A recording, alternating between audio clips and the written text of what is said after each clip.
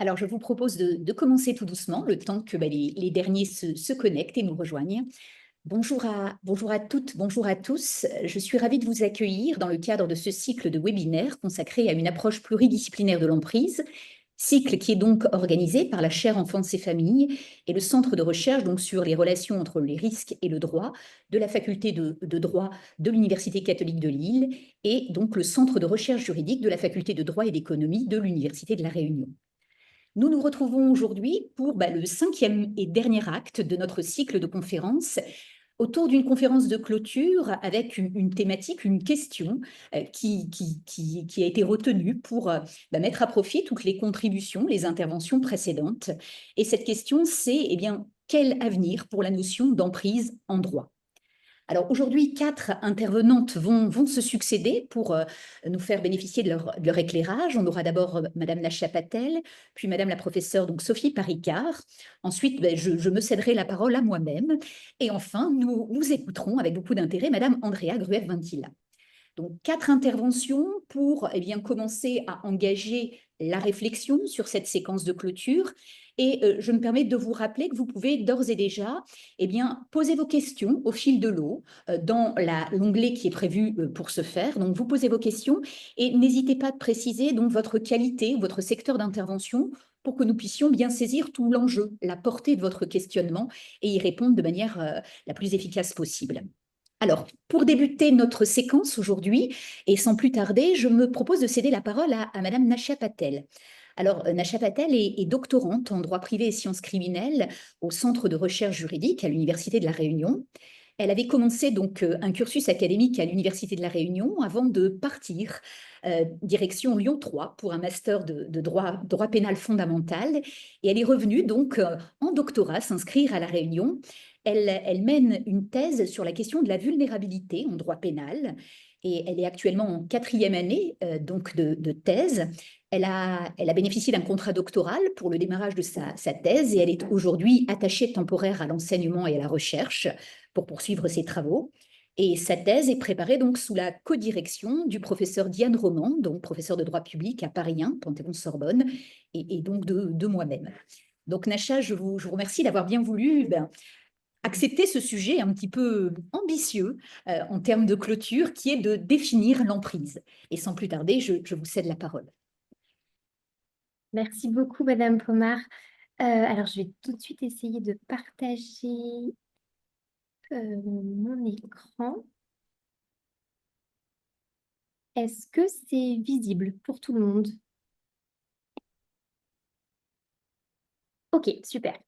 Alors, je voudrais commencer cette intervention par remercier évidemment les organisatrices de ce cycle de webinaires, déjà pour l'organisation du cycle sur un sujet qui est extrêmement intéressant et d'actualité, parce qu'on en entend beaucoup parler. Et également vous remercier de m'avoir proposé d'intervenir sur cet objet complexe qu'est l'emprise. Et je pense que les approches précédentes l'ont largement démontré. Peut-être au préalable une petite précision sur l'objet de mon intervention, qui est d'abord une tâche de synthèse. Alors pas que, mais c'est notamment une tâche de synthèse et l'enjeu est véritablement de réfléchir à la définition de l'emprise. Et pour ce faire, il faut penser véritablement en termes d'interdisciplinarité. Et on voit cette interdisciplinarité notamment à la richesse des profils des intervenants précédents, que l'emprise est une notion qui est à la croisée de nombreuses disciplines. Et donc l'enjeu, ça va être de véritablement pouvoir parler le même langage, d'avoir une meilleure compréhension commune du phénomène pour mieux le prévenir, le détecter et agir. Une précision également sur la délimitation de mon intervention, où je ne vais m'attacher qu'à définir, qu'à tenter en tout cas de définir l'emprise. Et donc, je laisserai de côté tout ce qui est traitement, et notamment traitement judiciaire de l'emprise, comme on a pu voir par certains moments au cours des interventions précédentes. Alors, mon propos se divisera en 3 temps. On aura un premier temps sur l'état des lieux, des acceptions de l'emprise au fil des conférences. Et puis, je tenterai d'amener une réflexion finalement sur la possibilité d'élaborer une définition commune de l'emprise, avant, dans un dernier temps, de réfléchir sur l'opportunité, cette fois d'une définition non plus simplement commune, mais également juridique de l'emprise. Alors pour ce qui est de cet état des lieux, on s'aperçoit que l'emprise a fait l'objet d'une appréhension qui était diversement partagée par nos intervenants. Donc, à la faveur de la première conférence qui s'intitulait Jeunesse, définition et mécanismes de l'emprise, il apparaît que l'emprise a d'abord et avant tout été approchée par des domaines extra-juridiques, et notamment en psychiatrie et en sociologie.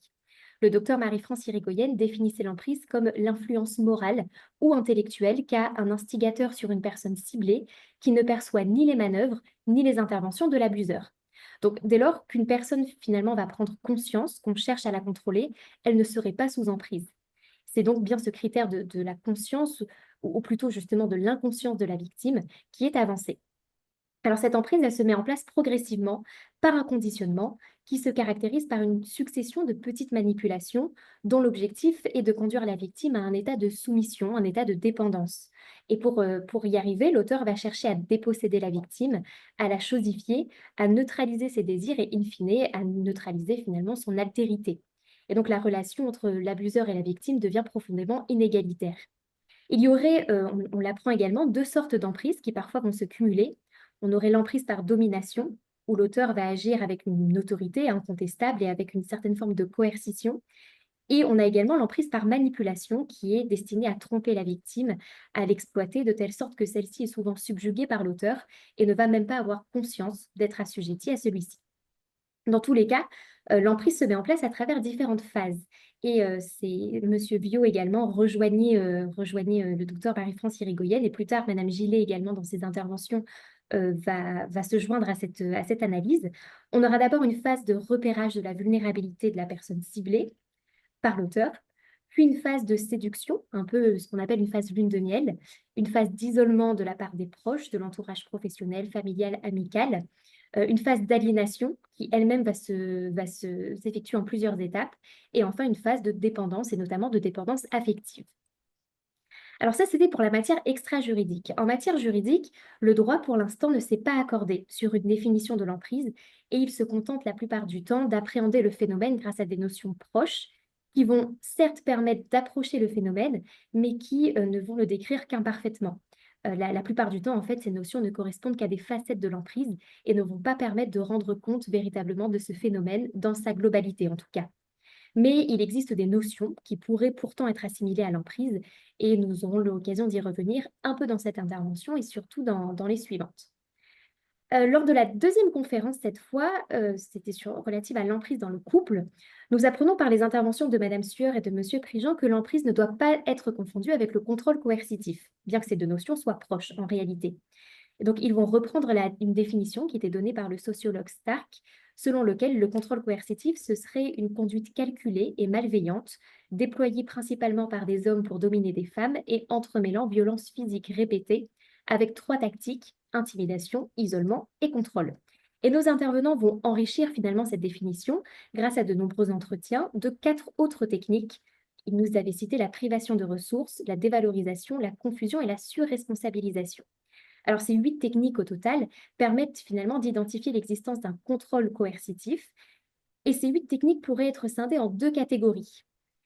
D'une part, on aurait les techniques qui constituent une emprise purement matérielle, donc très concrète, qui se base sur des inégalités qui vont contribuer à contrôler le quotidien de la victime. Et d'autre part, des techniques qui constituent une emprise psychologique, qui sont en réalité des moyens de coercition au soutien de ce contrôle.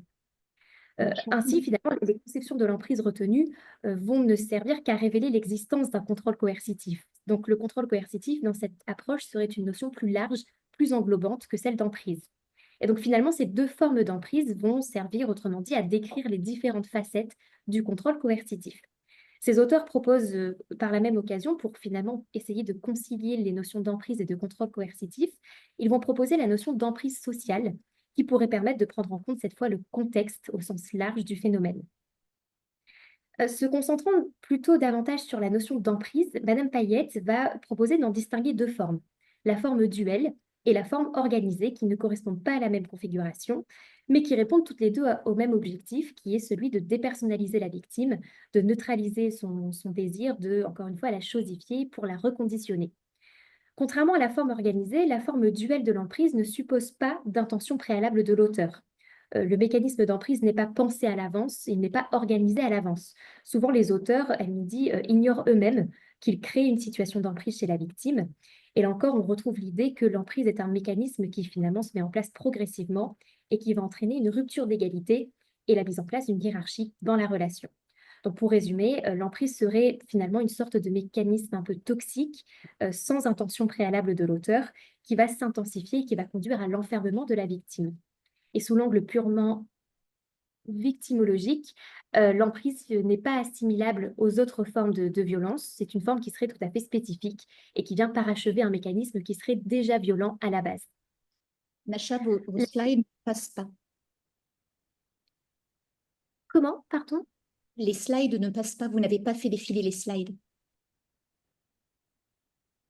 Alors, sur mon écran, ça a défilé, c'est bizarre. Là, vous voyez la conférence 3. La première slide. Alors ça, c'est curieux. Est-ce que là, on voit au moins en partie la... Ok, donc je pense que je vais rester en écran, enfin pas en écran large, parce que sinon, je pense que vous ne verrez pas les diapositives. Donc la troisième conférence, qui est relative à l'emprise et l'enfant, met en évidence un ensemble de signaux qui vont permettre d'identifier une situation d'emprise, tant du côté des parents que du côté de l'enfant. Et donc l'étude de la jurisprudence va révéler que l'emprise que subit un enfant, c'est un mécanisme qui est maltraitant, qui est violent psychologiquement et qui va représenter un danger pour l'enfant. Là encore, il va s'agir pour lui pour l'enfant, de le faire douter de sa propre réalité, ce qui peut passer par la négation de ses ressentis, de ses jugements. Le harcèlement scolaire va éclairer cette notion, puisque son analyse va conduire à identifier chez l'agresseur une domination qui est associée à des actes et des propos qui vont être destinés à ce que la victime perde confiance en elle et finisse par penser de façon inadéquate. Très concrètement, elle va penser que c'est elle qui va poser problème.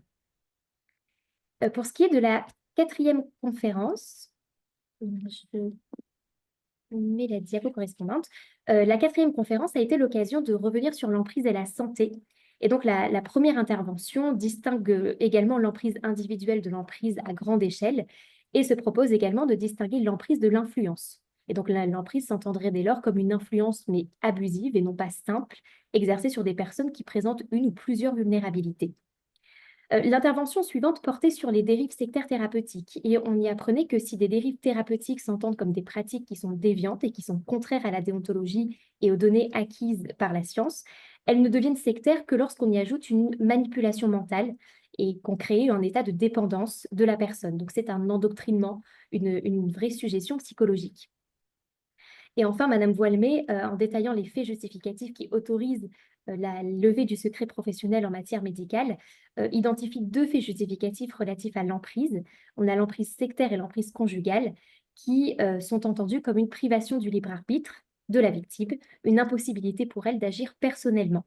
Et donc cette notion d'emprise est assimilée là encore à la notion de suggestion psychologique ou physique, c'est-à-dire un état de dépendance, de soumission vis-à-vis d'une attitude de domination et de pouvoir. Alors, voilà pour ce qui est de cet état des lieux assez synthétique des définitions au cours des premières conférences. Et il ressort de cet état des lieux finalement que l'appréhension de l'emprise n'est pas forcément entendue de façon parfaitement homogène par tous.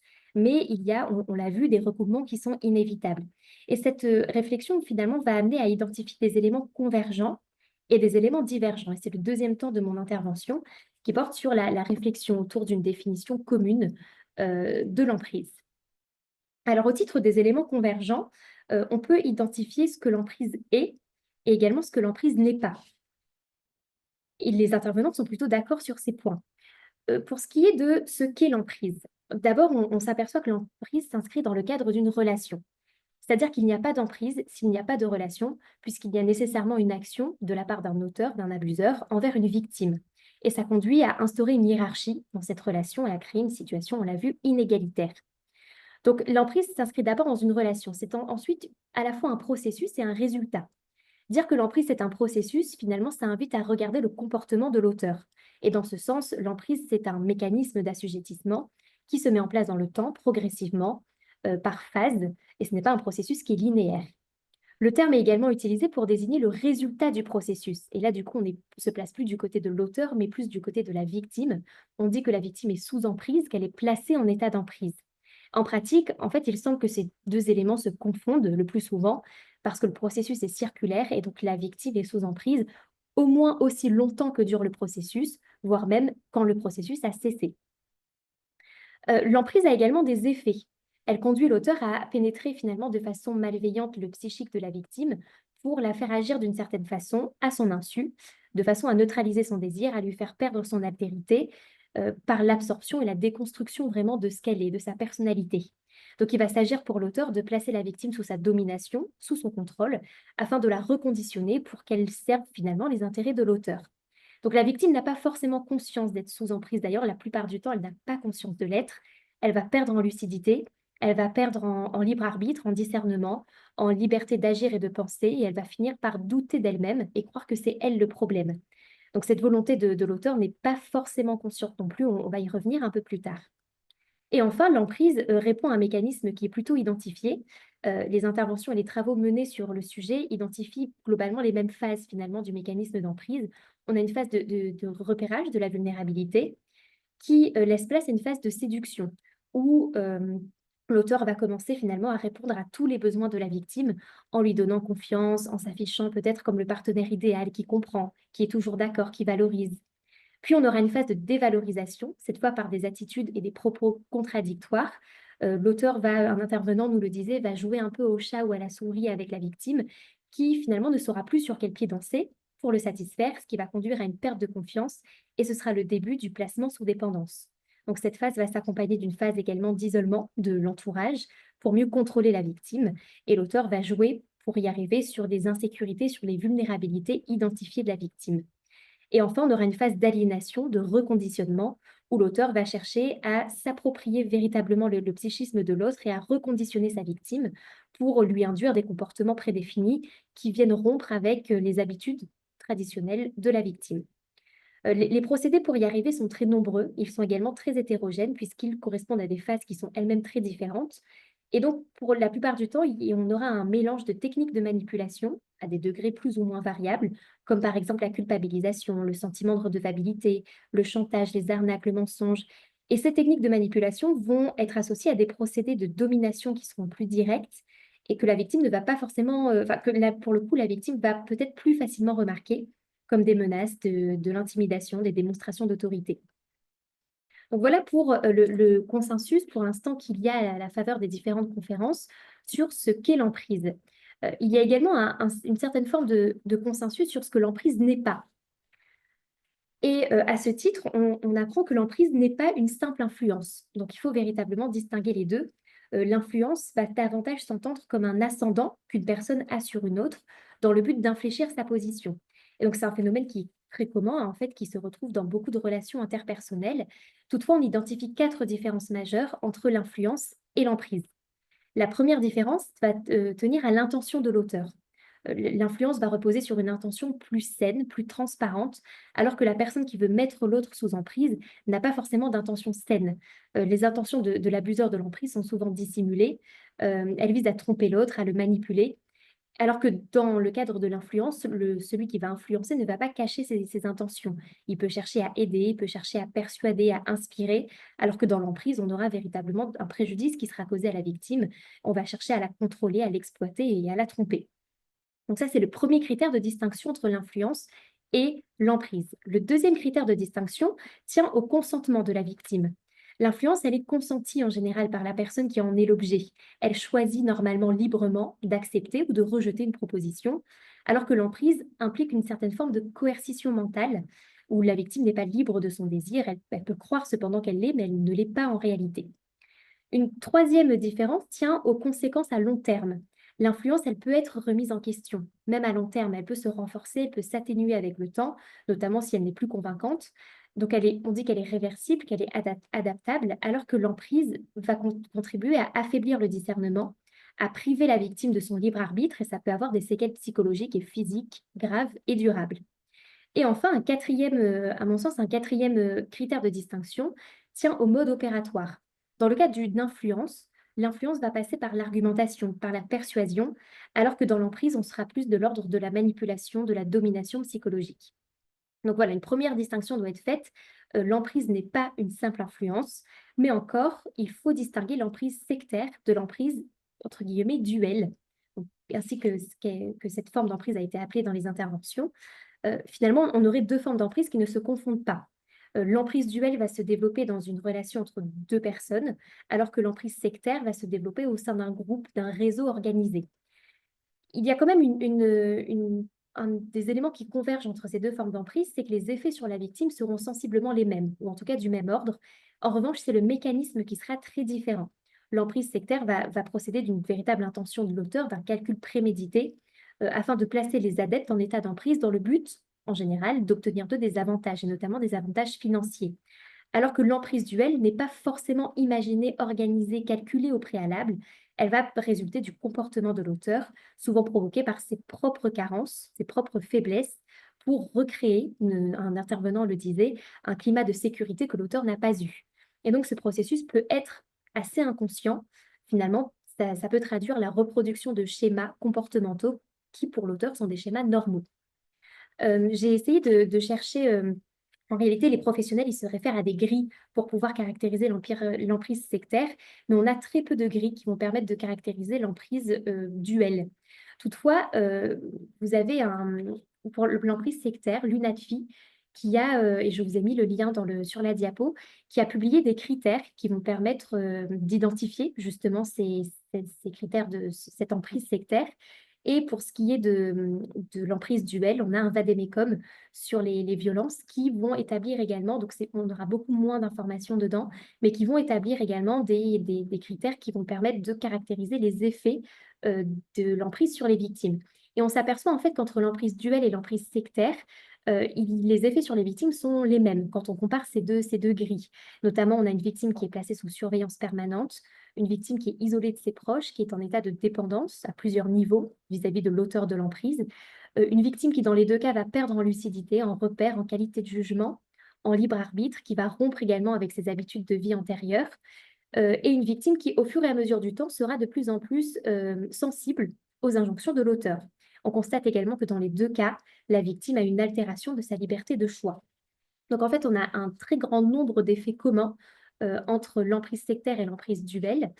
En revanche, pour ce qui est du mécanisme, on disait tout à l'heure que le mécanisme entre les deux types d'emprise, le mécanisme est différent. Et on a cette fiche de synthèse sur la lutte contre les dérives sectaires qui est élaborée par la Miviludes, où j'ai surligné finalement les critères du mécanisme qui sont vraiment différents.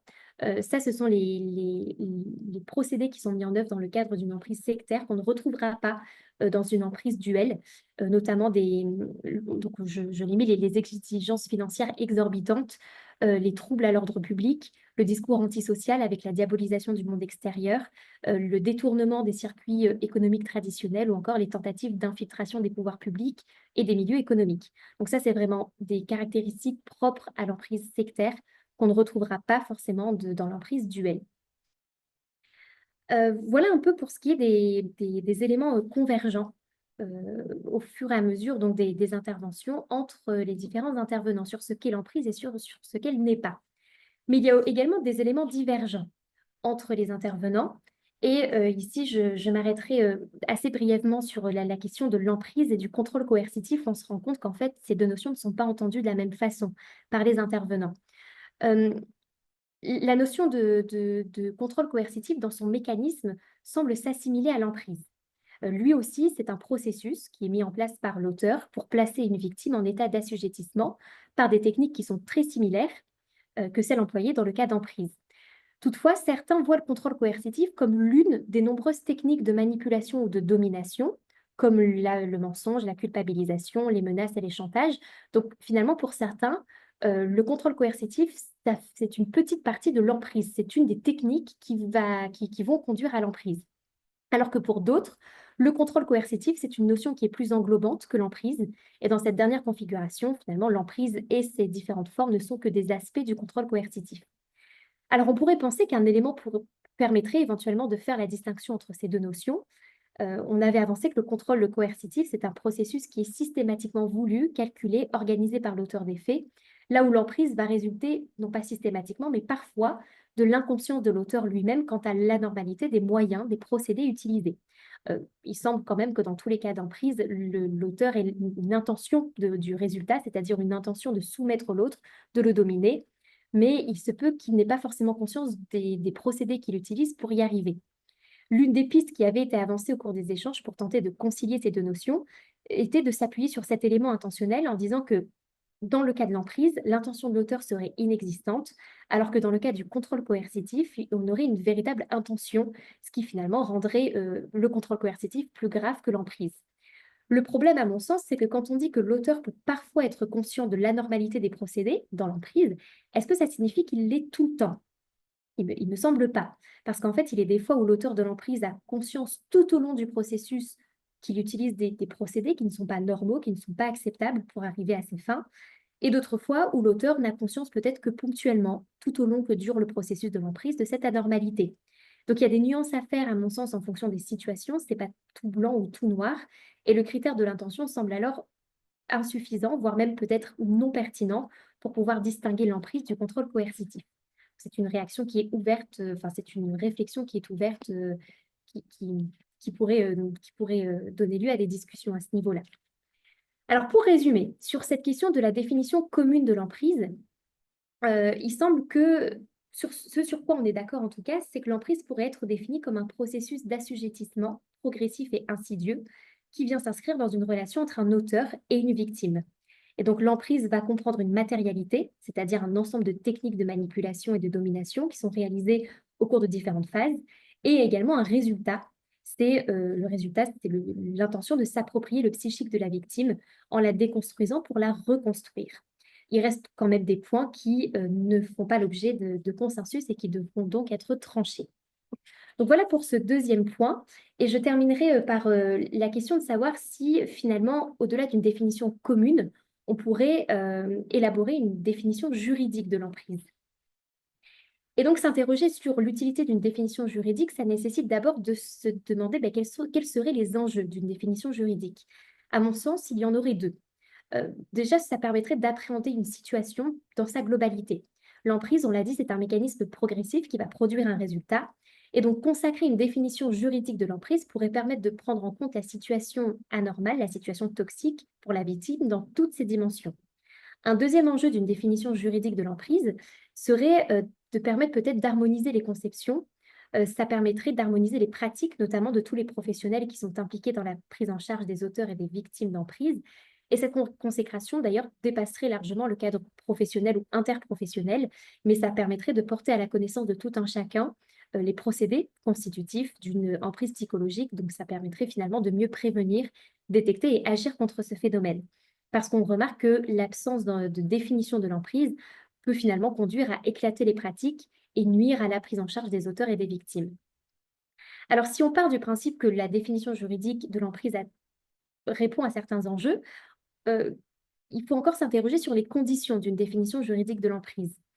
Et cette définition ne serait utile que si finalement elle apporte une véritable plus-value par rapport à l'existant, on y reviendra, et également si il est possible d'y associer un régime juridique. Parce que si on définit une notion juridique en droit, ça n'a d'intérêt que si on arrive à lui associer un régime juridique, c'est-à-dire des conséquences, un certain nombre de conséquences juridiques propres. Et il faudra donc se questionner sur la possibilité et sur l'utilité de la création d'un régime juridique de l'emprise.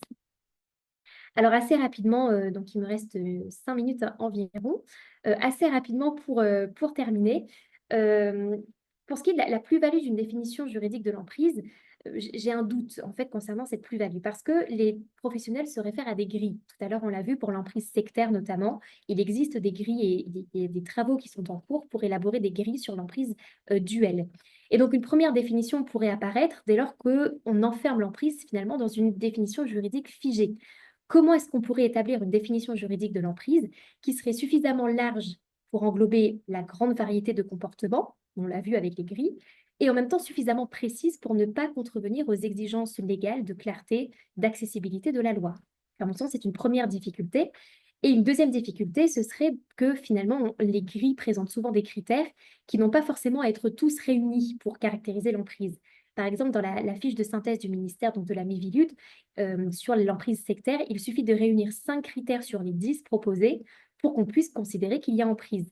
Et donc, ça permet finalement, ces grilles permettent une certaine souplesse dans l'appréciation de l'emprise que ne permettrait pas une définition juridique qui serait figée. Et donc, finalement, est-ce qu'il n'y aurait pas un risque de contre-productivité dans ce sens où, à vouloir enfermer l'emprise dans une définition juridique, on lui ferait perdre son caractère souple et adaptable aux situations? Donc ça, c'est pour le doute sur l'existence d'une plus-value. Il faudrait en plus également réussir, si on part sur une définition juridique de l'emprise, à réfléchir à l'unité de cette définition. Parce que si on surmonte les problèmes qu'on vient d'énoncer, il faudrait encore se demander si l'emprise sectaire et l'emprise duelle peuvent être regroupées dans une définition unique. Et donc ça, à mon sens, n'est pas sûr du tout, puisque ça correspond à deux réalités différentes. Et il faudrait que cette définition puisse rendre compte de ces deux situations, de ces deux réalités différentes. Et ça nécessiterait donc de résoudre les difficultés qui sont liées au caractère intentionnel ou non de l'emprise et d'établir une distinction également claire entre l'emprise et le contrôle coercitif.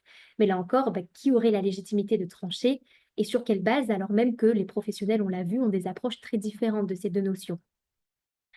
Une troisième difficulté à l'élaboration d'une définition juridique de l'emprise, c'est qu'il existe déjà des notions qui sont mobilisables. On a les notions de contrainte, on a des notions en droit de violence psychologique, de suggestion psychologique ou physique, qui sont connues déjà du droit. Et le législateur va même parfois jusqu'à codifier, sans l'appeler emprise, le mécanisme de ce processus, va codifier ce mécanisme.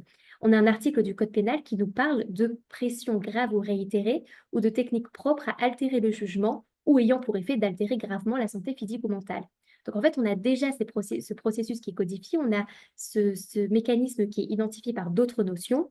Donc finalement, le droit pourrait parfaitement se référer à des grilles d'évaluation qui sont plus souples, plus complètes, pour apprécier des comportements qu'il saura par la suite qualifier juridiquement. Et enfin, une dernière difficulté tient à la création d'un régime juridique propre, puisqu'à l'heure actuelle, l'emprise a fait certes son entrée en droit, mais a des conséquences très limitées. Donc, on l'a déjà vu au cours des interventions précédentes, on interdit la médiation familiale, ou alors c'est un fait justificatif de la levée du secret professionnel. Et si on consacre une définition juridique de l'emprise, il faudrait donc qu'on élabore un véritable régime juridique. Et en fait, ta question, c'est de savoir est-ce qu'il y a véritablement d'autres conséquences qu'on souhaiterait faire produire à l'emprise? Et si tel était le cas, pourquoi le législateur n'a pas déjà fait, sachant qu'il a déjà eu l'occasion de mobiliser cette notion? Donc, il aurait pu, s'il voulait lui faire produire d'autres conséquences, le faire, même s'il n'avait pas défini l'emprise. Donc finalement, la définition juridique de l'emprise se heurte à des difficultés qui sont multiples. Et je conclurai très rapidement mon propos en disant que peut-être que la solution n'est pas dans la création d'une définition juridique de l'emprise, mais dans le fait de peut-être de former davantage les professionnels du droit à comprendre le mécanisme, à comprendre ce processus d'emprise pour qu'ils puissent justement appréhender une situation juridique à travers ce prisme-là. Donc l'emprise ne serait qu'une grille de lecture finalement d'une situation et ça permettrait de trancher au cas par cas, en se référant à l'avis des professionnels extra-juridiques. Et également, ça pourrait passer par la démocratisation de grilles d'évaluation qui seraient utilisées notamment dans d'autres disciplines et finalement que tout le monde puisse travailler sur la base des mêmes grilles d'évaluation. Voilà, j'ai essayé de tenir les 30 minutes qui m'étaient imparties et on aura l'occasion, si vous le souhaitez, de revenir dans les questions s'il y a des points qui ne sont pas clairs. Je vous remercie. Merci, merci Macha pour cette présentation. Je vais vous inviter voilà, à déconnecter votre PowerPoint. Donc, merci d'avoir essayé de relever le défi de nous faire une synthèse à la fois des différentes approches qui avaient été pu être proposées autour de ce thème d'emprise et d'essayer de réfléchir sur ce que pourrait être la plus-value d'une consécration juridique, d'une définition unitaire de l'emprise. Merci. Alors, pour poursuivre, après cette réflexion sur la définition de l'emprise, on a souhaité travailler sur la question de l'accompagnement de l'emprise. Et nous avons sollicité donc Sophie Paricard, alors qui est professeure de droit privé et de sciences criminelles à l'Institut national universitaire donc d'Albi. Elle avait exercé quelques années comme maîtresse de conférences à l'Université de La Réunion, là où nous nous étions rencontrés. Voilà, donc j'ai le plaisir de la retrouver aujourd'hui. Alors, elle est membre du laboratoire Institut de droit privé, membre également de la chaire UNESCO, éthique, sciences et société. Elle est spécialiste donc des questions de bioéthique, de droit de la santé, de genre, mais également de famille et de personnes. Elle a dirigé de nombreuses thèses sur ces thématiques, publié des articles, participé à des conférences, notamment au sein de la Cour de cassation ou à des manifestations scientifiques internationales. Alors, sa thèse était sur la convenance personnelle. C'était une thèse sous la direction du professeur Claire Nérinck, qui a été soutenue donc en 2001 et qui est publiée chez Dalloz en 2003. Et depuis, elle a régulièrement publié des articles et commentaires, notamment au sujet du syndrome d'aliénation parentale. Un commentaire donc en 2013 autour de la consécration par la Cour de cassation du syndrome d'aliénation parentale, et puis une participation à l'ouvrage collectif justement de la chaire Enfance et Famille publié en 2023 autour du syndrome d'aliénation parentale. Elle a également notamment produit une contribution dans les mélanges Nérinck sur la question de l'autonomie de l'enfant au sein du couple parental uni. Donc, Sophie, aujourd'hui, a accepté de nous parler. Le titre de son intervention, c'est Accompagner l'emprise, et elle va nous proposer sa vision de civiliste sur cette question. Merci de ta participation, Sophie. Merci beaucoup, Cathy, de cette présentation, et plus largement, merci beaucoup, Cathy, Blandine et aussi Solène pour l'organisation de ce webinaire. Donc, j'ai trouvé vraiment les interventions de très grande qualité.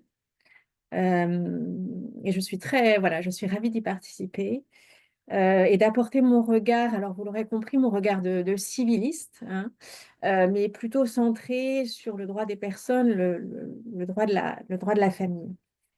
Alors, c'est un sujet grave que nous abordons ici, et je crois que les interventions précédentes l'ont démontré. Donc, c'est très important que nous puissions réfléchir ensemble sur un tel sujet.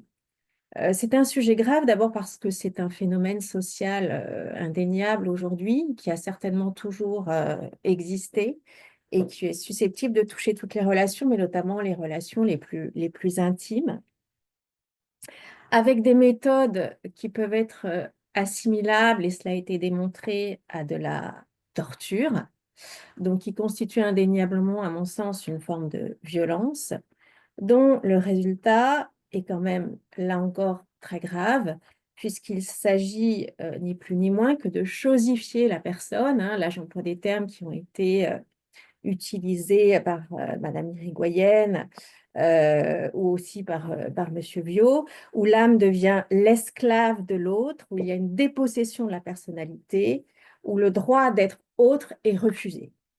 Donc, on a ici un sujet grave dont le droit doit manifestement s'emparer, puisqu'il y a une atteinte forte à la personnalité, il y a une atteinte forte à la liberté individuelle, et on sait, et c'est important quand même de le rappeler aussi ici, que depuis la Révolution française, l'un des principes les plus importants qui gouvernent notre droit, c'est le respect de la liberté individuelle, que le servage a été interdit et que notre droit interdit aussi les engagements perpétuels.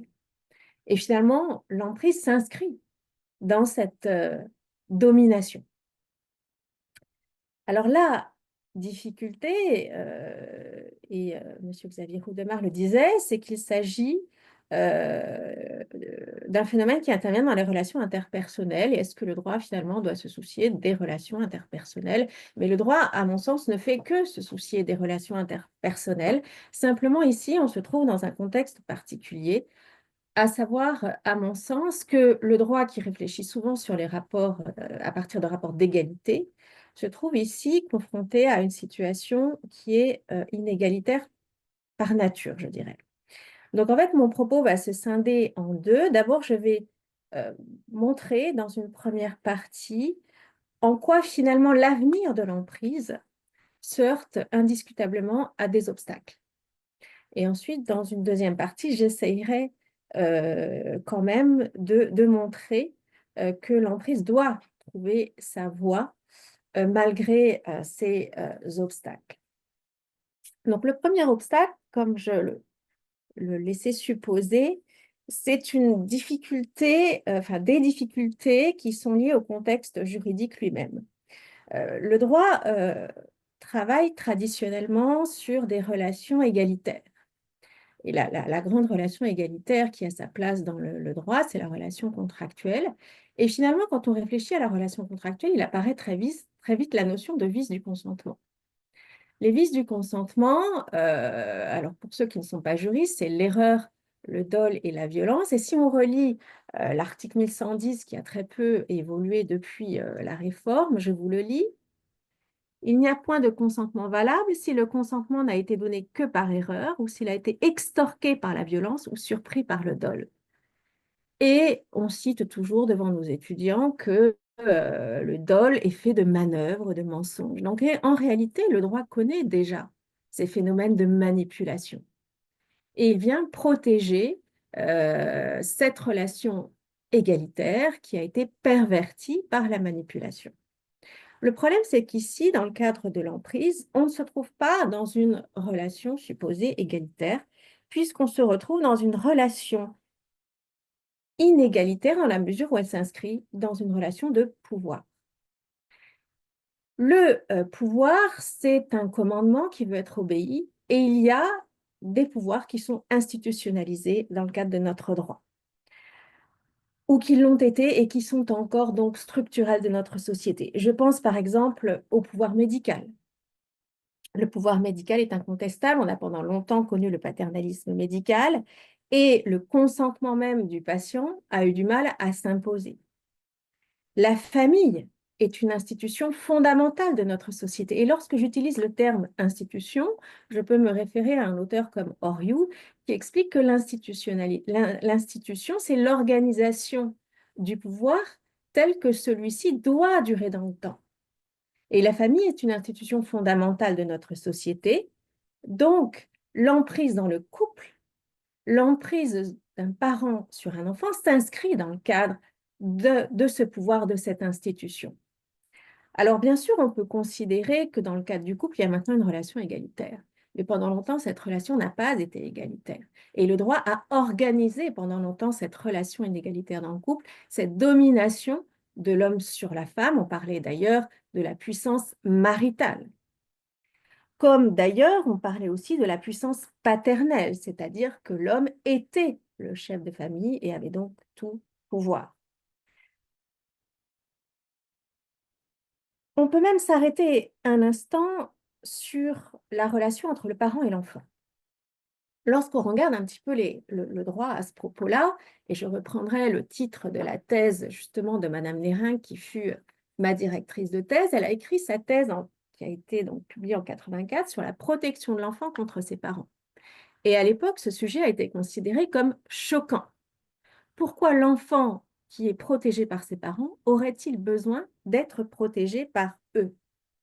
Et donc là, on se rend compte de la réticence du droit à admettre même que l'enfant puisse être protégé contre ses parents. C'est ce fameux mythe de l'amour instinct. Alors maintenant, les agressions physiques, l'inceste sont, je dirais, bien instituées dans notre droit, mais ça a mis beaucoup de temps. Et on a encore quand même l'affaire de la petite Marina, où la France a été condamnée par la Cour européenne des droits de l'homme puisqu'elle n'a pas su protéger l'enfant contre les maltraitances infligées par ses parents. Et même encore en France, on a du mal à admettre aujourd'hui qu'un enfant puisse être victime de la violence conjugale s'il n'est pas directement touché par les coups, alors même que, et là je prends le rapport sur les morts violentes d'enfants au sein des familles, il y a 36 enfants qui ont été tués en 2015 et 25 enfants qui ont été tués en 2016 dans le cadre des violences conjugales. Donc, on voit bien que le droit a du mal à appréhender dans un contexte de pouvoir encore institué ou qui le fut longtemps, cette violence morale puisqu'elle s'inscrit déjà dans une relation inégalitaire. Alors, ça, je crois que c'est très important à comprendre parce que quand on va chercher l'emprise dans le couple ou chez l'enfant ou même dans le cadre d'un certain pouvoir spirituel, on s'attaque à des institutions très fortes de notre droit.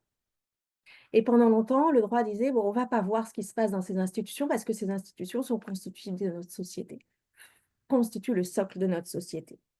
Ensuite, le droit a du mal à admettre le principe même de la violence psychique.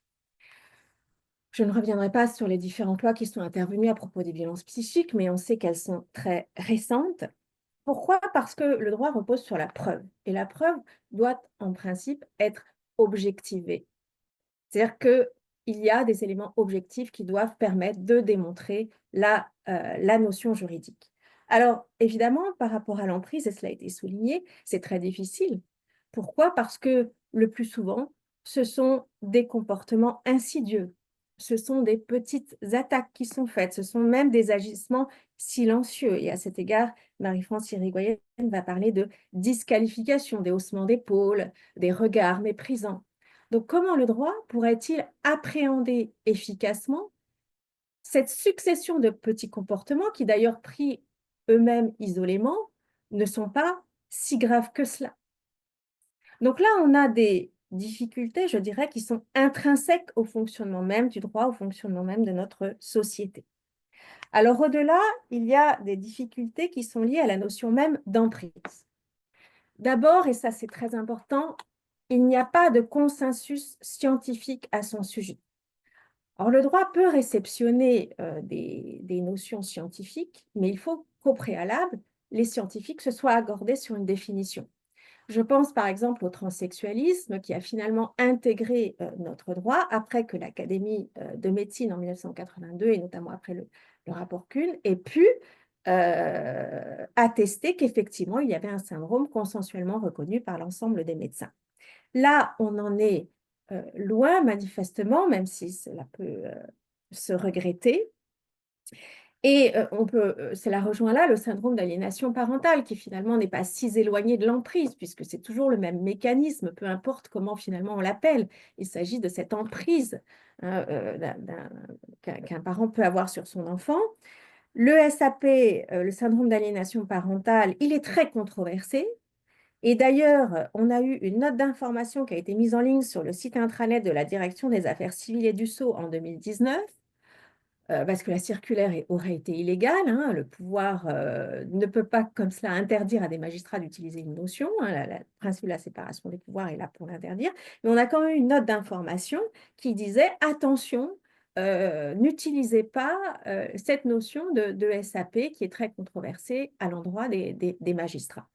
Donc on voit bien que dès lors qu'une notion ne suscite pas le consensus, mais bien au contraire est clivante, comme les plus celle de syndrome d'aliénation parentale, elle ne peut pas être réceptionnée efficacement par le droit et elle peut même susciter des comportements qui peuvent aller à contre-courant de cette notion-là. Et l'emprise en elle-même est difficilement identifiable de toute façon, même par les spécialistes. Ils nous l'ont dit eux-mêmes que c'était parfois difficile. Donc, comment imaginer qu'un magistrat lui-même puisse facilement identifier l'emprise? D'autant plus que ce processus d'emprise, il génère quoi? Il génère des discours contradictoires. Il génère des phénomènes aussi d'aller-retour. C'est-à-dire que la victime va d'abord essayer, là je pense notamment aux femmes victimes d'emprise, de porter plainte, de déposer une main courante et de dire non, non, finalement, ça va. Donc il y a un ensemble de discours complètement contradictoires, paradoxaux, c'est-à-dire qu'en fait, ce qui fait partie du processus d'emprise, c'est-à-dire ce phénomène d'aller-retour, participe en réalité à décrédibiliser l'attitude de la victime d'emprise. Donc, on voit ici qu'il y a des obstacles majeurs à ce que la notion d'emprise puisse intégrer efficacement le droit. Alors, heureusement, il y a des portes qui s'ouvrent, et Cathy Pomard le disait, finalement, l'emprise est rentrée par la petite porte. Et je pense, pour ma part, qu'il est nécessaire que l'emprise soit prise en compte par le droit, soit de façon indirecte, soit, et justement on va en discuter, soit de façon directe, peut-être en la consolidant dans notre ordre juridique. Alors il y a incontestablement une progression en ce sens dans notre droit. On a des outils qui existent depuis toujours ou qui ont été créés, enfin depuis toujours, je veux dire depuis un certain temps. On a par exemple l'intérêt de l'enfant.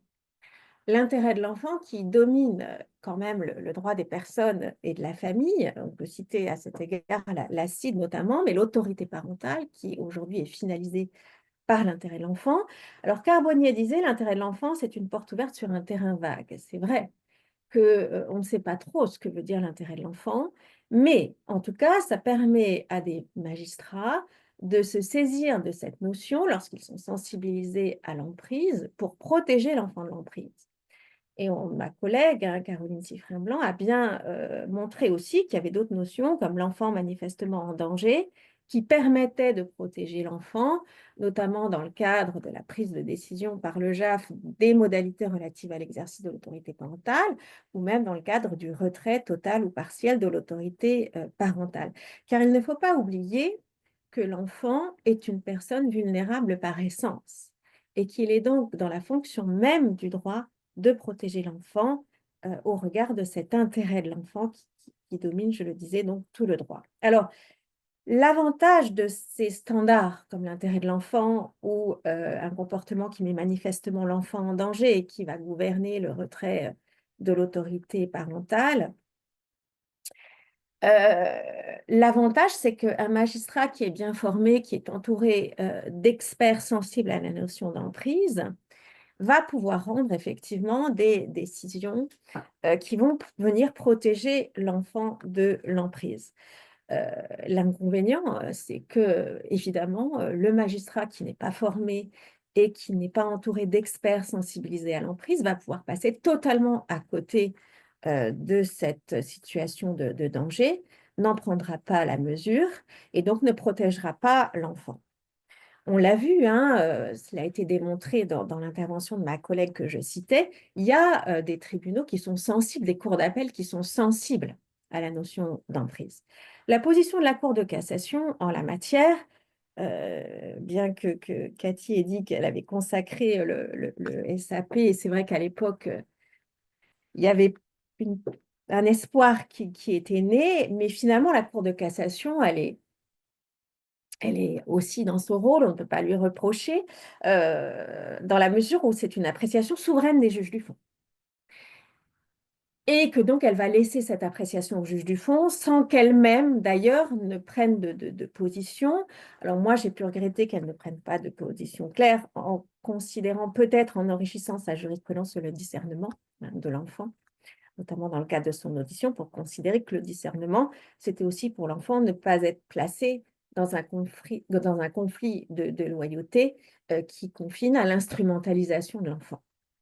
Mais en tout cas, voilà, il n'y a pas de position de la Cour de cassation en ce sens qui permette d'homogénéiser ces jurisprudents. Et donc, il y a une véritable inégalité finalement des justiciables dans ces situations-là, puisque selon la personnalité du magistrat et la façon dont il a été formé, ou dont il continue d'ailleurs à se former, eh bien, il ne se trouvera pas face à une même sensibilité à l'égard de l'emprise. Alors, si on progresse quand même dans les outils en allant vers plus de précision, on a l'article 373-2 alinéa 2, qui existe quand même depuis une vingtaine d'années, qui précise que chacun des pères et mères doit maintenir des relations personnelles avec l'enfant et respecter les liens de celui avec l'autre parent. Hein, donc ça, c'est clairement quand même affirmé dans notre Code civil. Et même, on a un article qui le suit, qui dit que le JAF peut prendre les mesures permettant de garantir la continuité et l'effectivité des liens de l'enfant avec chacun de ses parents. Donc, c'est là encore une disposition qui pourrait être saisie plus efficacement par la justice. Parmi les critères qui permettent au JAF de définir les modalités d'exercice de l'autorité parentale, on a quand même placé en troisièmement l'aptitude de chacun des parents à assumer ses devoirs et à respecter les droits de l'autre. C'est ce qu'on appelle la clause californienne, puisque ça nous vient des États-Unis. Où là, parce qu'il y a certains pays où on a pris conscience bien avant le nôtre de l'existence de cette forme d'aliénation. Si on progresse encore dans les textes, on a la loi du 23 mars 2019 qui est venue donner au JAF de nouveaux moyens d'action à l'encontre d'un parent qui ne respecte pas la décision de justice ou la convention homologuée. Je l'inclurai maintenant quand je parlerai de la décision de justice, puisque maintenant on peut divorcer par convention.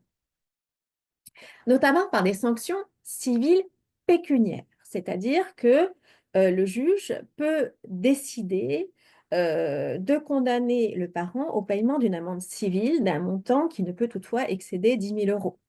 C'est un parent qui fait délibérément obstacle de façon grave ou renouvelée donc à l'exécution d'une décision de justice. Donc là, on a quand même une décision importante qui peut être prise par le magistrat, mais surtout, on a une disposition largement préventive, c'est-à-dire que si elle était régulièrement utilisée, cela constituerait quand même un outil de prévention assez important. Il peut même également prévoir dans son jugement une astreinte pour assurer l'exécution de sa décision. Et enfin, cette même loi du 23 mars 2019 est venue tout de même créer la possibilité d'une exécution forcée des décisions en matière familiale aux fins de maintien du lien de l'enfant avec ses deux parents, puisqu'il est dit désormais à l'article 373-2 alinéa 2 qu'à titre exceptionnel, à la demande de la personne intéressée ou du JAF, le procureur peut requérir le concours de la force publique pour faire exécuter une décision. Et enfin, je citerai la loi du 18 mars 2024. Alors, elle a déjà été largement développée par ma collègue, mais juste, je rappellerai donc qu'il peut y avoir une suspension de plein droit de l'autorité parentale pour le parent qui est poursuivi par un crime ou par une agression sexuelle à l'égard de l'enfant ou de l'autre parent, ou le juge peut être amené à se prononcer sur un retrait total ou partiel en cas de délit ou retrait total en cas de crime. Alors, cette loi est récente, elle date de 2024 quand même, et elle est, pour ma part, je la trouve relativement cantonnée. La suspension de plein droit n'existe qu'en cas de crime.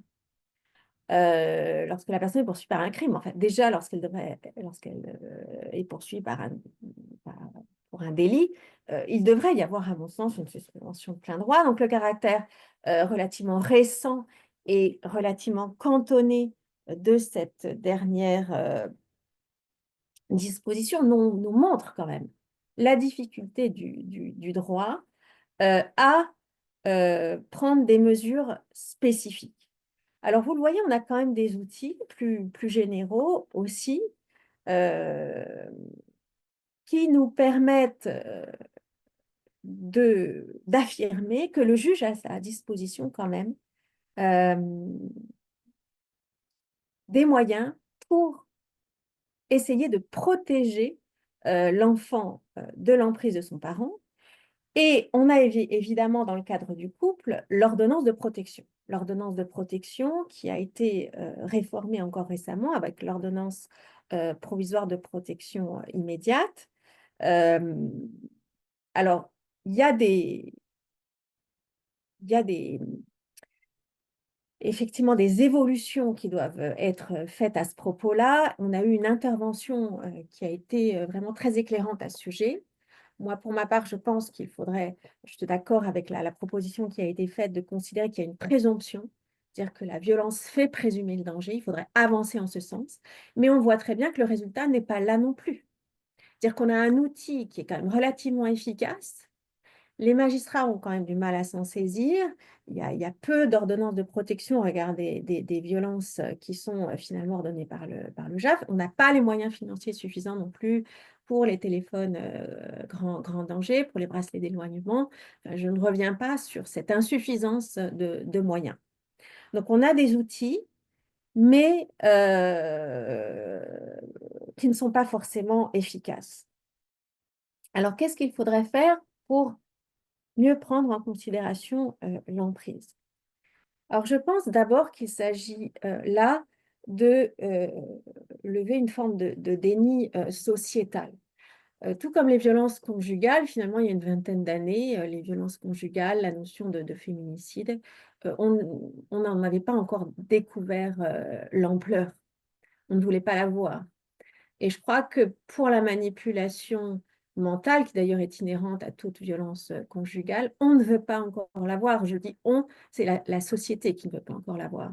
D'ailleurs, quand un enfant est sous l'emprise de l'un de ses parents, très généralement, on peut entendre dans le discours social, mais enfin oui, mais enfin c'est quand même son père ou c'est quand même sa mère, c'est normal. Enfin, voilà, il n'y a pas, à mon sens, de prise de conscience sociale comme il y a eu pour les violences faites aux femmes avec le phénomène MeToo.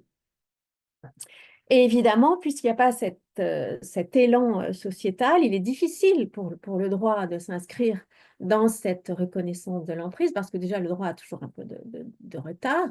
Qu'est-ce qu'on peut considérer qu'il peut être moteur dans cette prise de conscience sociétale? Peut-être, mais je suis quand même dubitative. Alors, ça n'empêche pas de faire des propositions, parce qu'il faut qu'on soit force de proposition. Alors, il faut qu'on soit force de proposition, et puis il ne faut pas oublier non plus qu'on a la jurisprudence de la Cour européenne des droits de l'homme.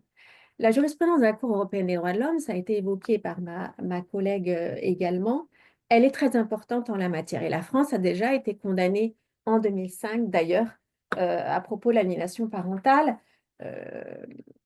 La Cour européenne des droits de l'homme n'hésite pas à utiliser cette notion d'aliénation parentale. Et surtout, et je vais lire un petit peu avec vous cette jurisprudence, la Cour considère que les tribunaux nationaux ont en l'espèce permis que le litige soit tranché par le simple écoulement du temps.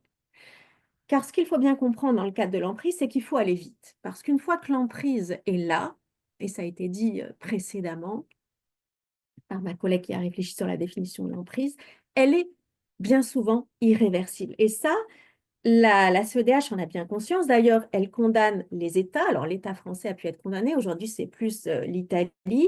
Mais il y a d'autres États comme la Roumanie également qui ont été condamnés. Sur quel fondement les pays sont condamnés? Sur le fondement de l'article 9 de la Convention internationale des droits de l'enfant, c'est-à-dire le fait que l'enfant doit pouvoir maintenir le lien avec ses deux parents, mais aussi sur l'article 6, paragraphe 1er, c'est-à-dire le manque de célérité de la procédure.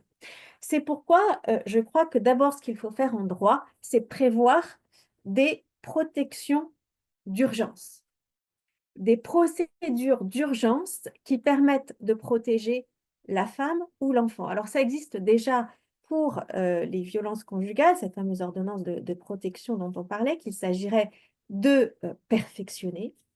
Mais je suis en cela d'accord avec le rapport de la Civise, à savoir qu'il faudrait également créer une ordonnance de sûreté de l'enfant parce que c'est un être vulnérable par essence. Alors la Civise propose de donner au JAF des nouvelles prérogatives pour suspendre à titre provisoire l'exercice de l'autorité parentale en cas d'inceste vraisemblable. Et donc moi, je tirerais un peu les fils pour étendre ce domaine d'intervention en rajoutant violence vraisemblable ou peut-être emprise vraisemblable. Mais c'est là que j'hésite parce que le Code civil, il nous parle d'emprise manifeste, c'est-à-dire d'emprise évidente. Mais lorsque l'emprise est évidente, c'est déjà trop tard. Et en plus, cette emprise manifeste que le droit veut bien voir, elle nous dit quoi, cette emprise manifeste? Elle nous dit pas de médiation. Pas de médiation, c'est-à-dire que ça doit rester dans le giron de la justice. Mais alors, il faut en faire quelque chose. Si l'emprise, ça sert juste à éviter la médiation et à permettre au juge de garder ce qui relève de la relation d'emprise dans sa compétence, alors il faut en faire quelque chose. Donc, pourquoi ne pas imaginer l'emprise vraisemblable? Donc, je pense que cette ordonnance de sûreté de l'enfant pourrait être intéressante. Pour l'ordonnance de protection proprement dite, je propose aussi que le juge soit contraint de suspendre l'exercice de l'autorité parentale et les droits de visite et d'hébergement du parent violent. Parce qu'on le sait, la violence conjugale, c'est une emprise sur l'autre parent, c'est aussi une forme d'emprise sur l'enfant. Le conjoint violent est forcément un conjoint qui exerce une emprise sur son parent et sur l'enfant. Ensuite, si je tire à nouveau les fils de cette emprise manifeste. L'emprise manifeste sert à écarter toute médiation, c'est-à-dire sert à écarter un processus qui est fondé sur le dialogue et la collaboration. Donc, si on part du principe que l'emprise manifeste doit écarter toute mesure fondée sur le dialogue et la collaboration, je parle là du fondement finalement de cet article 255 du Code civil, alors, à mon sens, il faudra également qu'en cas d'emprise manifeste, le divorce par consentement mutuel puisse également, parce qu'en fait, l'emprise, c'est une exception à un principe. Donc, en fait, l'emprise pourrait constituer une exception à d'autres principes, à d'autres dispositions, comme par exemple le divorce par consentement mutuel. De même, la garde alternée, alors j'emploie ce terme un peu galvaudé qui n'est pas vraiment celui utilisé en droit, mais bon, je vais rester sur ce discours-là. La garde alternée devrait subir donc cette exception de l'emprise manifeste. Et je vais même jusqu'à dire l'autorité parentale conjointe. L'autorité parentale conjointe suppose une discussion, une collaboration entre les parents. Donc, il me paraît qu'en cas d'emprise manifeste du parent sur un autre parent ou du parent sur l'enfant, il ne pourrait pas y avoir une autorité parentale conjointe. Donc, j'ai déjà conscience en posant ces propositions d'aller un peu loin peut-être et déjà certainement de susciter des discussions parce que on se heurte à ce mythe aussi du couple parental. On veut faire survivre le couple parental à tout prix, même lorsque l'un des parents est toxique. Ce mythe est très puissant dans notre société. Donc là, voilà, en faisant de telles propositions, on se heurte frontalement à ce mythe, comme à ce mythe de l'amour instinct. Et donc, j'en reviens finalement au début de mon intervention, à savoir qu'en réfléchissant sur l'emprise, on réfléchit sur des institutions fondamentales de notre société. Et il ne faut pas oublier que si le droit a vocation à protéger les êtres vulnérables et les personnes sous emprise sont des êtres vulnérables, la finalité du droit, ce qu'on apprend à nos étudiants, c'est quand même la paix sociale. Et est-ce que le droit, pour l'instant, ne sacrifie pas les intérêts de ces personnes pour la paix sociale, parce que la paix sociale repose sur ces institutions que sont la famille, le pouvoir médical, le pouvoir spirituel. Voilà. Je vous remercie de votre écoute. Mille merci Sophie pour cette intervention. Alors je me ferai le porte-voix d'une participante qui te remercie pour cette intervention dont découle beaucoup d'humanité. Alors peut-être aussi souligner, tu l'as dit à juste titre, la difficulté qu'il y a à interroger et à faire reculer les mythes fondateurs finalement du droit de la famille qui sont parfois bousculés et qu'il faut peut-être accepter de bousculer avec le temps. Merci aussi d'avoir rappelé que le droit n'est qu'un outil finalement et que s'il n'y a pas de consensus scientifique autour d'une notion, il est bien difficile pour le droit de s'en saisir de manière efficace et d'y faire produire des conséquences pertinentes. Et puis, j'ai particulièrement apprécié l'enchaînement de vos interventions puisque Madame Patel s'interrogeait sur les éventuels éléments complémentaires de régime juridique qu'on pouvait imaginer derrière l'emprise, qu'on la définisse juridiquement ou pas. Et tu as donné des pistes précieuses qui, je n'en doute pas, susciteront des questions et des réactions ensuite au titre du débat. Merci beaucoup. Alors, il me revient de me passer la parole à moi-même. Alors, je vais vous proposer une intervention sur la sanction de la mise sous emprise.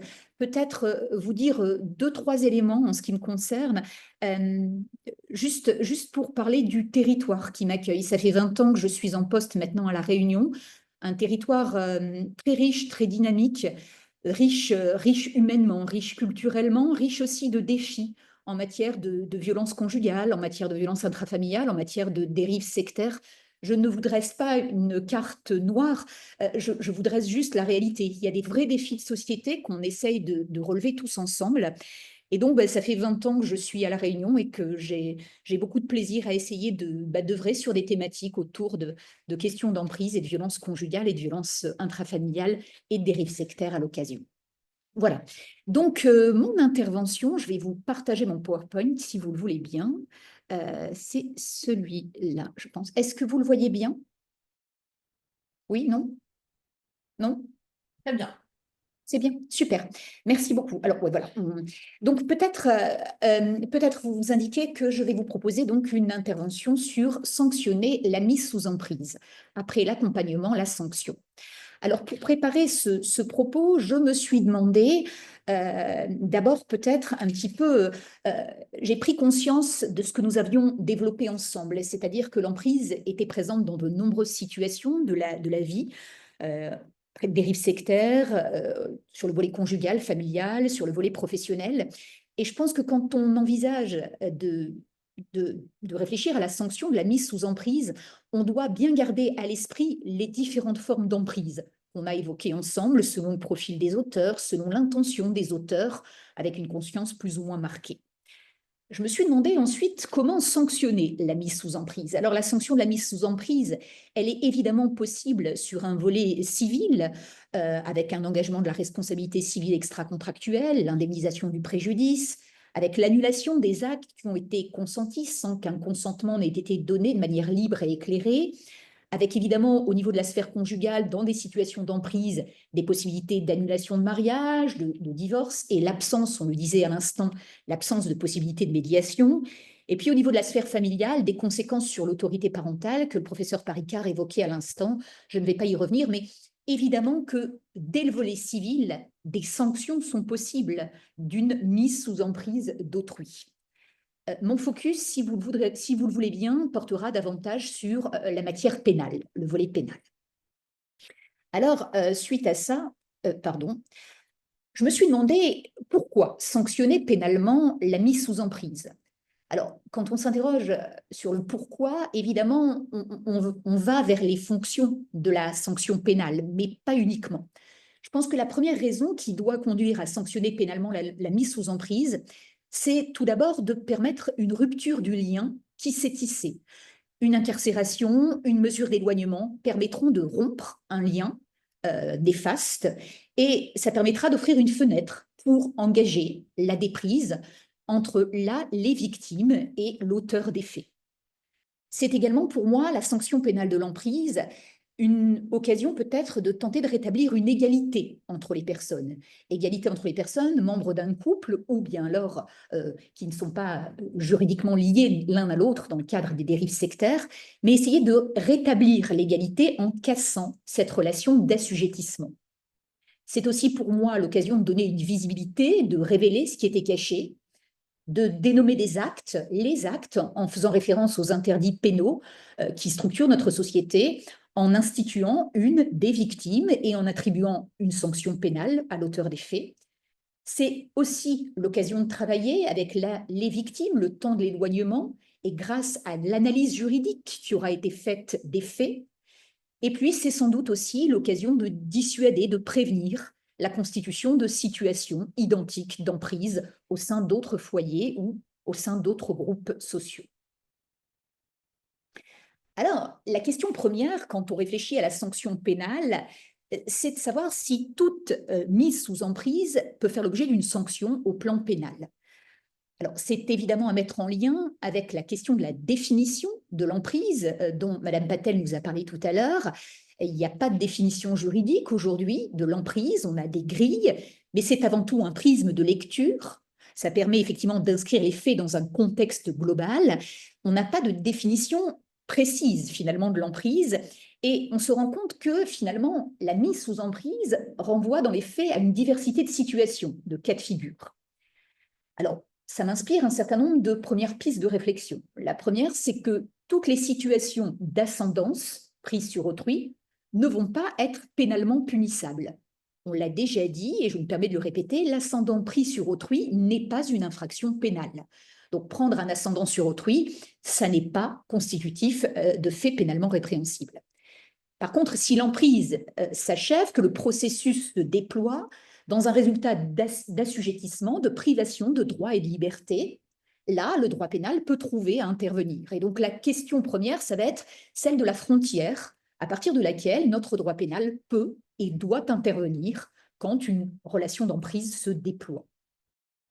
Deuxième piste de réflexion initiale, c'est qu'en fait, la mise sous emprise peut parfaitement préparer des infractions distinctes, qui ne sont pas l'emprise en soi, mais qui sont finalement déployer une emprise pour pouvoir commettre une infraction. Alors, une infraction qui sera une atteinte au bien, on pense aux escroqueries, aux abus de confiance, On pense également aux atteintes aux personnes, meurtres, assassinats, violences volontaires, harcèlement, ou encore aux atteintes à l'intégrité sexuelle, viols, agressions sexuelles et autres. Donc la mise sous emprise peut très bien préparer d'autres infractions pénales avec des qualifications pénales dédiées. Moi, ce qui va être plus au cœur de mon propos, ça va être la question de la répression de la mise sous emprise pour elle-même. Est-ce qu'on peut, en soi, réprimer une mise sous emprise si derrière, il n'y a pas d'escroquerie, d'abus de confiance, de viol, etc. Alors, évidemment, quand on envisage la question sur le volet pénal, la question centrale, c'est celle de la qualification pénale ou des qualifications pénales qui vont permettre d'appréhender les faits qui consistent à mettre sous emprise autrui. Et là, quand on fait un peu le bilan, quand on regarde un petit peu notre droit pénal actuel, on a l'impression d'un embarras de choix de qualification pénale. Alors, on nuancera le propos à la fin, l'embarras est loin d'être la réalité des qualifications qui sont effectivement retenues, mais en première impression, il semble qu'il y ait un embarras de qualifications pénales qui puissent s'appliquer aux hypothèses de mise sous emprise. Alors, pourquoi plusieurs qualifications pénales? D'abord parce que diversité de situations factuelles. Donc, le législateur essaye de répondre avec des qualifications pénales ajustées à une diversité de qualifications, une diversité de situations factuelles, on va le voir. Ensuite, la diversité de qualifications, je pense, témoigne aussi du tâtonnement du législateur. Il essaye au fil du temps d'affiner ses qualifications, de les rendre plus performantes. Et c'est vrai que le droit a souvent un temps de retard sur les comportements humains. Et là, je pense qu'il faut voir dans les évolutions des qualifications pénales mobilisables un vrai effort du législateur d'adapter les qualifications contemporaines aux situations à réprimer. Donc, je vais vous proposer une clarification un petit peu du droit positif qui peut être mobilisé, des qualifications pénales qui peuvent être mobilisées. Et ensuite, je vous proposerai dans un deuxième temps de réfléchir à compléter, à repenser un peu notre droit positif, notre droit pénal, pour peut-être faire mieux demain avec un petit peu d'espoir. Alors, le droit positif, le corpus existant, le droit positif, beaucoup de qualifications pénales, alors elles sont finalement plus complémentaires qu'en concurrence les unes des autres, nous allons voir. Alors, sur le corpus existant, on a d'abord une question liminaire à se poser. Je me la suis posée en réécoutant les contributions qui ont été faites dans le cadre de ce cycle de webinaires. Et je me suis demandé, pour commencer, si la mise sous emprise d'autrui pouvait véritablement être non intentionnelle. Parce que moi, j'étais partie un petit peu spontanément. Je suis juriste avec les limites de mes compétences et je pensais que une mise sous emprise, c'était intentionnel en fait. Et effectivement, à écouter les interventions, c'est plus compliqué que ça. Il se pourrait qu'autrui déploie de l'emprise sur quelqu'un sans forcément être pleinement conscient de ce qu'il fait. Et donc, dans ce cas-là, si effectivement il y a par exemple reproduction d'un schéma comportemental, le seul que la personne connaisse, sans forcément volonté de mettre sous emprise autrui, bien dans ce cas-là, on va être forcément orienté vers des qualifications pénales qui sont des qualifications pénales d'imprudence, des qualifications pénales non intentionnelles.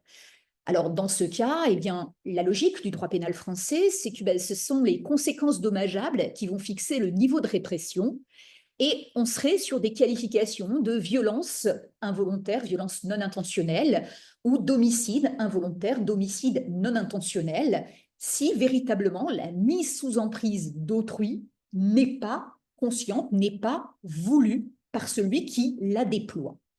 Alors, c'est une hypothèse qui me semble beaucoup moins fréquente, mais que je tenais à envisager de manière préalable avec vous. Il faudra alors démontrer la faute d'imprudence, le dommage et le lien de causalité certain en matière pénale, un lien de causalité certain entre l'imprudence et le dommage survenu. Et là, il y a fort à parier qu'avec la certitude du lien de causalité, les hypothèses de condamnation pénale dans ce cas de figure soient plutôt rares. Je vais, si vous le voulez bien, plutôt m'intéresser au comportement intentionnel, aux hypothèses dans lesquelles on déploie intentionnellement une emprise sur autrui. Alors, il y a 3 qualifications pénales qui semblent particulièrement bien correspondre à ce déploiement intentionnel, peut-être, d'une situation d'emprise à laquelle on soumettrait autrui. Le premier texte pénal, alors je vous enverrai le PowerPoint pour ceux qui le veulent, donc ce n'est pas la peine de tout prendre en note. Le premier texte, c'est la question de l'abus de l'état d'ignorance ou de faiblesse d'autrui. Donc c'est l'article 223-15-2 du Code pénal, alors qui est dans une nouvelle version depuis 2024, puisqu'on a autonomisé, on le verra dans un instant, la question de la sujétion. Donc ici, ce n'est que l'abus de l'état d'ignorance ou de faiblesse d'autrui. Ici, on a des hypothèses de vulnérabilité qui sont clairement visées par notre législateur. C'est l'hypothèse du mineur ou de la personne qui est vulnérable en raison de son âge, de sa maladie, de son infirmité, de sa déficience physique ou psychique, ou de sa grossesse qui serait apparente ou connue de l'auteur, cette vulnérabilité. Donc des hypothèses de vulnérabilité ciblées, et il faut la preuve d'un abus effectif. Il faut avoir effectivement abusé de l'état d'ignorance ou de la situation de faiblesse d'autrui, sans forcément que des conséquences dommageables, des conséquences préjudiciables soient vérifiées, mais dans ce cas de figure, abus de l'état d'ignorance ou de la faiblesse d'autrui, il faut qu'un abus effectif soit constaté. Et c'est sans doute ce qui a un petit peu limité l'utilisation de cette première qualification. Et en 2024, on a donc créé une deuxième qualification pénale, enfin, une qualification pénale qu'on va ensuite dédoubler. C'est le placement et le maintien dans un état de sujétion psychologique ou physique, ou alors l'abus frauduleux de l'état de sujétion psychologique ou physique d'une personne. Donc ici, on a deux qualifications pénales qui ont été créées en fait par autonomisation. Avant, la sujétion était visée à l'article 223-15-2. Et ce que l'on a fait, c'est qu'on a autonomisé la question de l'état de sujétion psychologique ou physique. L'état de sujétion, c'est particulièrement intéressant, on y reviendra dans un instant, mais donc ça peut être réprimé à la fois au titre de l'alinéa 1, quand on place ou on maintient autrui dans cet état de sujétion, ou alinéa 2, quand on abuse frauduleusement de cet état de sujétion. Et ce qui est intéressant ici, c'est que le texte nous précise les moyens qui doivent être employés, donc l'exercice de pression grave ou réitérée, les techniques propres à altérer le jugement d'autrui, et on le voit finalement, tous ces moyens employés, et le résultat qui est visé, c'est-à-dire soit ça va causer une altération grave de la santé mentale de la personne, soit ça va conduire cette personne à un acte ou à une abstention qui lui sont gravement préjudiciables. On le voit, ces moyens et le résultat visé nous font quand même curieusement penser à ce que nous avons développé en matière d'emprise sur les comportements qui placent sous emprise et les effets de l'emprise.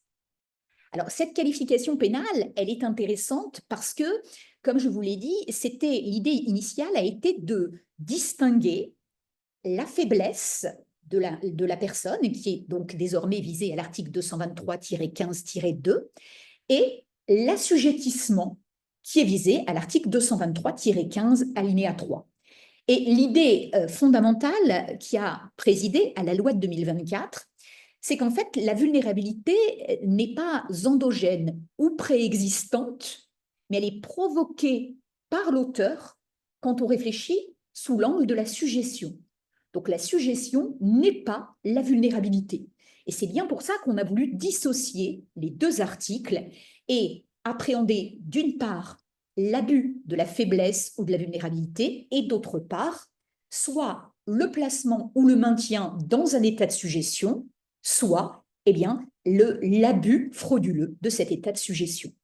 Et donc, l'idée, c'est qu'au sens de l'alinéa 1 de l'article 223-15-3, le placement et le maintien sous sujétion suffisent alors même qu'il n'y a pas d'abus pour réprimer.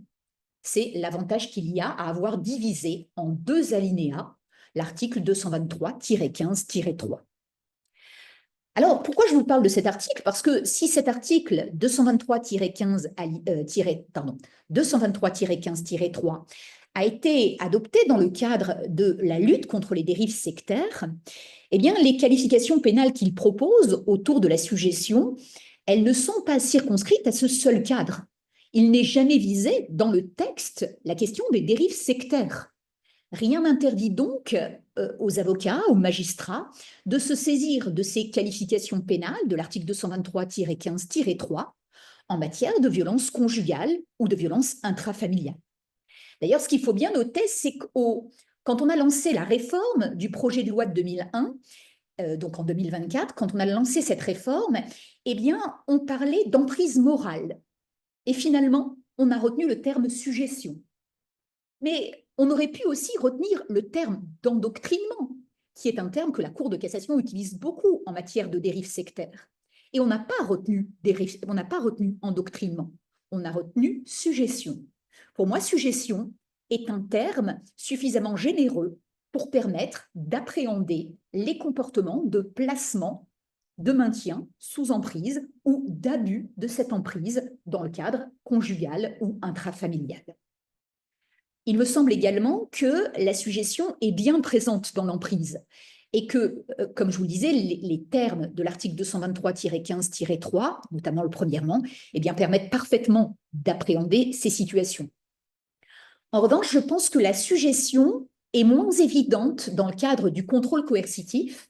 On aura l'occasion d'en reparler, parce que, notamment en raison de stratégies, les victimes développent parfois des comportements adaptatifs, donc pour réduire les risques, leurs propres risques ou le risque que courent leurs enfants.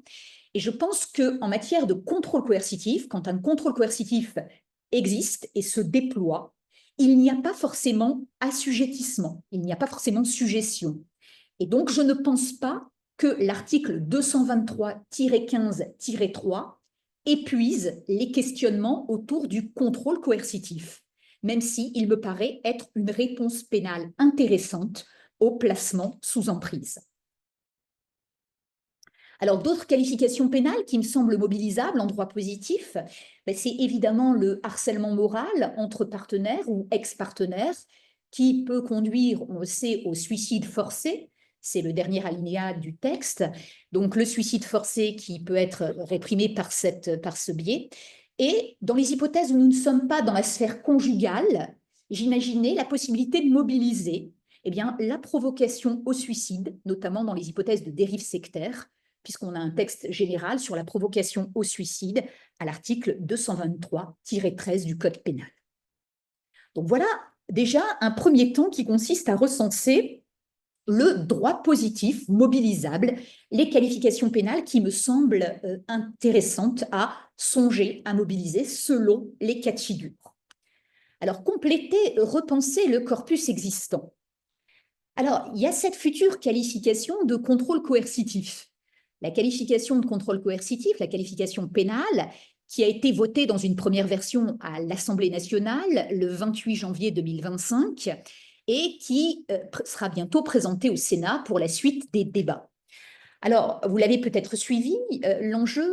Alors, le texte qui a été voté au niveau de l'Assemblée nationale le 28 janvier 2025 est très différent de la proposition initiale de Madame Berger. Donc, le texte a subi un amendement fort opportun, à mon sens, qui a permis de recaler un peu une proposition de définition du contrôle coercitif qui répond, vous l'avez compris, à la définition de la proposition prochaine, article 222-14-3-1. Alors, je ne vais pas forcément m'appesantir énormément sur cette qualification pénale. Je pense que ma collègue, Madame Grueff-Vintila, aura l'occasion d'y revenir en détail. Ce que je voudrais juste, c'est souligner effectivement que cette qualification pénale, en l'état, me semble mériter d'être encore retravaillée. Je vous explique le sens de mon propos. Alors déjà, la deuxième version, celle qui a été votée, enfin celle qui, non pas le projet de départ, mais celui qui a été voté par l'Assemblée nationale le 28 janvier 2025, la proposition me semble beaucoup plus cohérente que la première. Maintenant, il me semble qu'il y a quelques points importants sur lesquels il faut attirer l'attention en vue des débats au Sénat. D'abord, on n'a pas eu d'avis du Conseil d'État sur cette qualification pénale. Je trouve ça un petit peu dommage. On a parfois une mine d'informations dans les avis du Conseil d'État. Et au niveau de la Cour de cassation, un observatoire des litiges judiciaires a été créé pour réfléchir sur la question du contrôle coercitif. Et cet observatoire doit rendre ses conclusions à la fin du premier semestre 2025. Donc, je trouverai opportun de pouvoir attendre les conclusions avant d'adopter une version définitive de la qualification pénale de contrôle coercitif.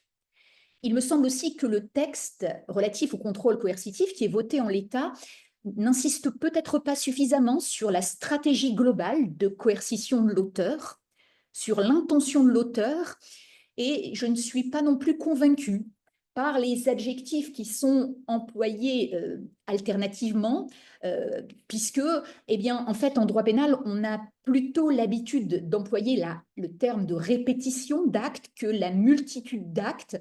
Donc, je ne suis pas sûre que les deux adjectifs soient nécessaires à conserver. Et je pense qu'il faudrait vraiment insister sur les conséquences et les conséquences en termes de privation et d'atteinte aux droits et libertés fondamentaux de la victime, qui me semblent aujourd'hui peut-être être mis comme des alternatives en termes de conséquences et qu'il faudrait pouvoir renforcer. Plus globalement, autour de cette qualification nouvelle de contrôle coercitif qui est en train d'être discutée, je me posais la question de savoir quel serait son champ d'application. Est-ce que la qualification pénale nouvelle serait uniquement limitée à la sphère des violences conjugales, intrafamiliales, ou est-ce qu'elle pourrait aller au-delà? Est-ce qu'on peut imaginer du contrôle coercitif également dans d'autres sphères que la seule sphère familiale ou intrafamiliale? Je pense qu'il sera important de réfléchir sur ce point. Et je pense également qu'il est extrêmement important de distinguer le contrôle coercitif de la mise sous emprise. Parce que, on l'a un petit peu évoqué tout à l'heure, mais les agissements qui participent au déploiement d'un contrôle coercitif peuvent précéder une mise sous emprise. Et c'est là que je trouve le contrôle coercitif intéressant, parce que si on le repère suffisamment tôt, il peut permettre d'intervenir avant, comme le disait Sophie Paricard avant moi, avant qu'il ne soit trop tard, avant que l'assujettissement existe complètement et qu'il soit compliqué de sortir de cet assujettissement. Et je vous le disais tout à l'heure, je ne suis pas certaine qu'il y ait toujours suggestion dans le cadre d'un contrôle coercitif. Et donc, autant je pense que cette qualification pénale de contrôle coercitif peut répondre aux attentes spécifiques de la technique de la mise sous contrôle coercitif, autant je pense qu'il ne faut pas confondre contrôle coercitif et mise sous emprise. Ça me paraît être deux choses distinctes, même si les deux sphères se rencontrent de temps à autre. Piste intéressante, et là, pour le coup, on n'aurait rien à réformer dans notre droit. Je pense fondamental de mieux considérer la qualification pénale des violences psychologiques. Il me semble, quand on y réfléchit bien, que les violences psychologiques, qui sont déjà incriminées depuis la loi de 2010, qui a précisé que les violences volontaires pouvaient être psychologiques, ce que, soit dit en passant, la jurisprudence admettait déjà avant 2010, mais bon, depuis 2010, on sait clairement, c'est écrit, que les violences volontaires peuvent être psychologiques. Mais il me semble qu'aujourd'hui, la prise en considération de ces violences psychologiques n'est pas optimale. C'est-à-dire qu'on attend le plus souvent que les violences psychologiques aient des impacts pour faire état des impacts et appréhender les violences psychologiques. Mais je ne suis pas certaine qu'on prenne en compte de manière suffisante les violences psychologiques en elles-mêmes pour ce qu'elles sont. Et je trouve qu'il faudrait travailler, puisqu'aujourd'hui, en termes de preuve des violences psychologiques, l'accompagnement est présent et qu'on peut arriver à avoir des certificats médicaux qui évaluent l'ampleur du trouble avant même qu'il ait des impacts, des conséquences, je trouve qu'il faudrait mieux considérer la qualification pénale de violence psychologique et que ça permettrait d'appréhender, de répondre à nombre d'hypothèses de mise sous emprise. Donc, je crois fort à cette qualification pénale qu'il faut reconsidérer et qu'il faut mieux prendre en considération sans attendre ses impacts, mais dès sa traduction, dès sa manifestation finalement. En conclusion, quels sont les véritables enjeux de l'appréhension pénale de la mise sous emprise ? Je vous ai beaucoup parlé de qualification pénale, mobilisable, à parfaire, à mobiliser. Mais je pense que les enjeux en matière pénale sont sans doute ailleurs. Et j'en vois deux que je voudrais évoquer avec vous à titre de conclusion. Premier enjeu, Madame Paricard le disait un petit peu en matière civile avant moi, je ne vais pas révolutionner les choses, mais premier enjeu, c'est l'enjeu de la preuve. On a beau adopter toutes les qualifications pénales que l'on veut, les perfectionner au fil du temps, il faut des qualifications pénales réalistes, ne pas être déceptif. C'est-à-dire qu'il faut que les qualifications pénales qu'on adopte soient véritablement mobilisables, qu'on puisse prouver les faits qui sont évoqués dans ces qualifications pénales. Et je pense notamment, par exemple, quand on réprime des infractions formelles, des infractions qui n'exigent pas de résultats dommageables. La preuve est extrêmement complexe à apporter. De même, pour la dimension psychologique des violences, la preuve est complexe. Et on le sait tous, même si le principe en matière pénale, c'est la liberté de la preuve, on peut amener tous les éléments de preuve que l'on veut, et le juge, dans son intime conviction, va décider. Il y a aussi le principe de l'opportunité des poursuites. Le ministère public va poursuivre s'il y a de la matière. Et donc, la preuve n'est pas du tout évidente. Et je pense que la levée du secret professionnel, c'est sans doute une piste, peut-être pas toujours la bonne, mais c'est sans doute une piste.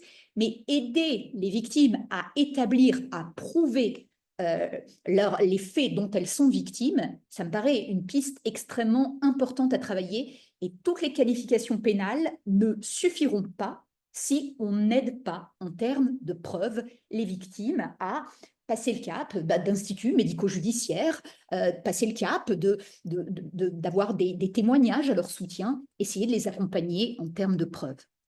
Dernier défi, me semble-t-il, c'est le défi de la sanction. La matière pénale, on retient une qualification pénale pour sanctionner un auteur. Alors, vous l'avez dit, moi je pense que la sanction, même l'incarcération ou l'éloignement, ont du bon pour rompre le lien et commencer à pouvoir travailler avec les victimes. Mais je pense aussi qu'en termes de sanctions pénales, les peines classiques ne suffisent pas. Et il faut sans doute faire preuve d'imagination en matière de mesures de sûreté, essayer d'avoir des soins, de travailler sur des soins qui permettent, au-delà de l'incarcération, eh bien de mettre un terme à ces relations d'assujettissement et restituer un petit peu une liberté aux victimes. Et donc, je pense qu'il y a une vraie réflexion à mener, peut-être, sur les sanctions originales à penser pour permettre de mieux accompagner à la fois les auteurs, parce qu'on a besoin d'accompagner les auteurs pour qu'il y ait moins de victimes demain, et pour eux également, mais également les victimes. Voilà, j'ai peut-être été un peu longue, c'est le problème quand on parle, on ne se chronomètre pas. Je vous prie de m'excuser si c'est le cas. Voilà. C'était la dernière conférence. Alors, je sais qu'un certain nombre de participants ont continué à nourrir la réflexion, les intervenants, notamment, je pense ici à Madame Geneviève Payette, à Monsieur Jean-Luc Viaud et Madame Marie-France Irigoyen, qui ont continué à réfléchir autour de leurs différentes interventions pour mûrir un petit peu les choses. Alors, je ne doute pas que ça donnera lieu, on va voir un petit peu quel format ça peut prendre pour que tout le monde bénéficie de cet éclairage complémentaire. Je pense qu'on envisageait, pour tout vous dire, de faire une petite publication synthétique qui présente un petit peu le cycle, ses principaux apports, une petite publication qu'on enverrait peut-être à une revue ou deux pour une publication, pour diffuser. Et ça permettrait de renvoyer, notamment, à la fois de présenter les grands axes de ce qui aura été au cœur de notre débat, peut-être, pourquoi pas, y ajouter, comment dire, les échanges postérieurs de Madame Payette, de Monsieur Viaud et de Madame Irigoyen, donc qui pourraient venir nourrir aussi cette présentation qu'on ferait dans une revue. Et tout ça renverrait, si vous en êtes d'accord, à une publication, au replay qu'on voudrait faire. Donc, on voudrait mettre à disposition, ça nous a été demandé à plusieurs reprises, donc les replays des différentes séquences, donc des différentes conférences. Alors, je sais que le C3RD a vocation à ouvrir très prochainement une chaîne YouTube. C'est ce que nous indiquait Madame Solène Dupuis tout à l'heure. Donc, on pourrait très bien mettre à disposition, alors là, pour tout vous dire, on récupère l'accord de tous les intervenants pour que tous les webinaires puissent être mis à disposition de tous. Alors, sans doute sur la chaîne YouTube du C3RD, peut-être on verra sur la chaîne YouTube de l'Université de La Réunion. Bref, on vous tiendra au courant. On souhaiterait mettre à disposition l'ensemble des replays de ces webinaires sur le site et on pourrait parfaitement imaginer aussi vous diffuser, je sais qu'il y a eu des demandes en ce sens, vous diffuser les PowerPoint auxquels vous souhaiteriez avoir accès. On peut parfaitement demander aux intervenants, alors sous réserve de leur accord, mais parfois ça allait un petit peu vite, je le sais. Donc certains voudraient retrouver des références, des textes. Donc on peut imaginer mettre aussi à disposition les PowerPoint des intervenants qui en sont d'accord. Donc voilà un petit peu sur l'organisation. Donc moi, ce que je voulais vous dire également, c'est que, eh bien, au nom des organisatrices de ce cycle de webinaires, Madame le professeur Blandine Malvet, Anastasia Kourou, que je vois là à l'écran, et moi-même, on voulait vous remercier. Alors remercier évidemment les intervenants pour la richesse de leur contribution.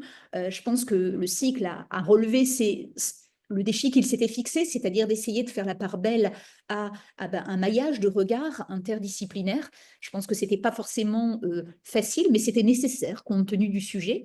Donc, remercier donc tous les intervenants, remercier les participants qui ont toujours été nombreux à répondre présents. Et c'est ce qui fait aussi, dans le cadre des échanges, des questions, la richesse un petit peu de ce cycle de webinaires. Donc, vous remercier au nom de mes deux collègues, mais elles le feront peut-être aussi elles-mêmes. Blandine, Anastasia, vous voulez dire un petit mot? Merci tout d'abord Cathy pour l'animation de cette conférence de clôture. Merci à tous les intervenants du cycle. On a énormément de retours de la part des participants du public qui nous disent que ce cycle était très riche pour les professionnels de différents secteurs. C'était effectivement notre ambition que ce cycle puisse s'adresser aussi bien aux juristes, aux psychologues, au secteur de la protection de l'enfance et bien au-delà. Et je crois qu'on peut remercier très chaleureusement nos intervenants d'avoir contribué à la richesse de ce cycle. Et puis, je voudrais également remercier Solène Dupuis donc, qui est l'assistante de recherche de la chaire enfance-famille qui a agi dans l'ombre pour permettre la réussite de ce cycle. Donc, je la remercie très chaleureusement. Oui, merci Cathy de nous donner la parole. Je renouvelle les remerciements qui viennent d'être faits à l'égard des intervenants qui ont participé à ce cycle, mais aussi du public.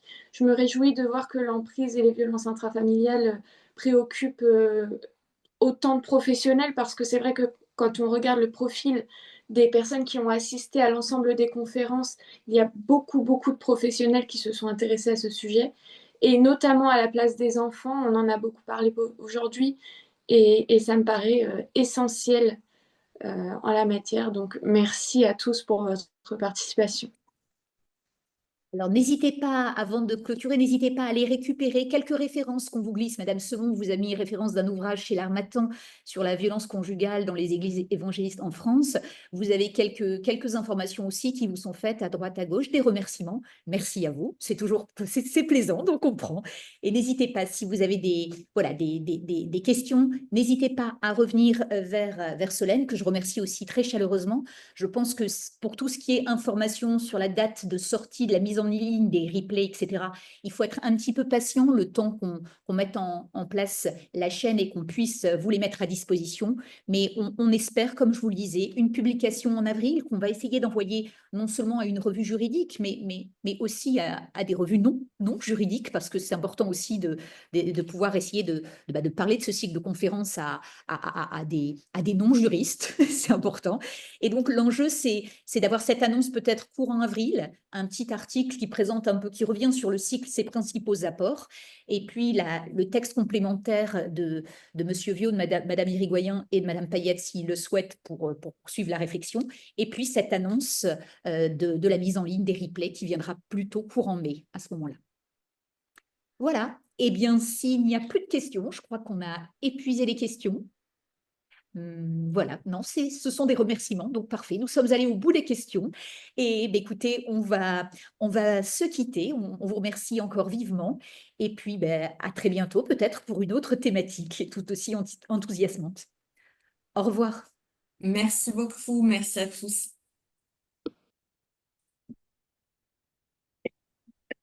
Au revoir, merci.